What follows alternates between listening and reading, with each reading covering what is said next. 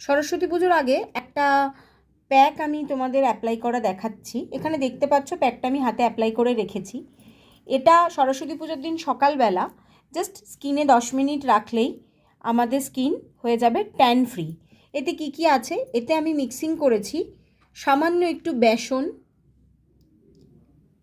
যেটা আমাদের dead skin সরাতে সাহায্য করে, আটা, এটাও আমাদের ডেড সরাতে স্কিন হেল্প করে, এবং হলুদ। তার সাথে দিয়েছি আমি একটু সামান্য পরিমাণে মধু।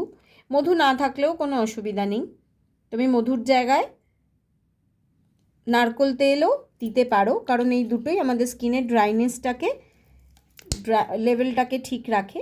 এবং একটু গোলাপ জল, তিনটেকে একসাথে ভালো করে মিক্স আপ করে জাস্ট স্কিনে অ্যাপ্লাই করে 10 মিনিট রেখে ধুয়ে ফেলতে হবে। ব্যাস, আমাদের সরস্বতী পুজোর স্কিন রেডি সাজগোজের জন্য।